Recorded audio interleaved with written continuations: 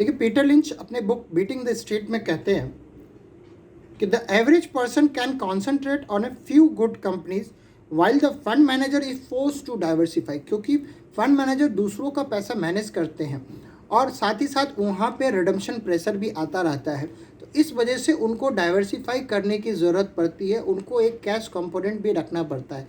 लेकिन ये सारी चीज़ें जो है वो इंडिविजुअल इन्वेस्टर के पास नहीं होती है, उसके पास टाइम की फ्लेक्सिबिलिटी रहती है, तो वो कॉन्सनट्रेटेड बेट ले सकते हैं, अच्छे रिस्क टू रिवॉर्ड रेशियो के साथ इन्वेस्ट कर सकते हैं।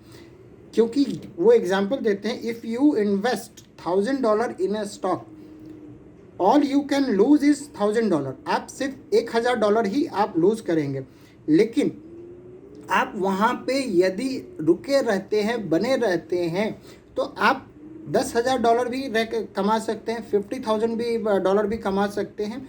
पर आपको एक पेशेंट इन्वेस्टर की तरफ वहाँ बना रहना पड़ेगा, तभी जा कर के आपको कंपाउंडिंग की बेनिफिट आपको मिल पाएगी। यदि आपने लकीली किसी ऐसे कंपनी को आइडेंटिफाई कर लिया है जो एक वैल्यू के साथ साथ एक ग्रोथ ओरिएंटेड कंपनी भी है, तो आप उसमें जितना टाइम बने रहेंगे आपको उतना प्रॉफिट होगा। आपको स्टॉक मार्केट के फ्लक्चुएशंस को सिर्फ और सिर्फ इग्नोर करना होता है। तो वो इस चीज़ को काफ़ी इम्पोर्टेंस देते हैं कि इंडिविजुअल इन्वेस्टर के पास टाइम की भी फ्लेक्सिबिलिटी होती है, साथ ही साथ पोर्टफोलियो के कंसंट्रेशन की भी फ्लेक्सिबिलिटी होती है, जो एक फंड मैनेजर के पास नहीं होती है। तो एक इंडिविजुअल इन्वेस्टर को इसको यूटिलाइज करना चाहिए, ना कि आप 50-100 कंपनियों का पोर्टफोलियो बना दें और उसमें एक बहुत ही छोटा अमाउंट आप इन्वेस्ट करें। जबकि आप बेहतर होगा कि आप जिस फील्ड में काम करते हैं, आप उसी फील्ड में सिर्फ इन्वेस्टमेंट करें।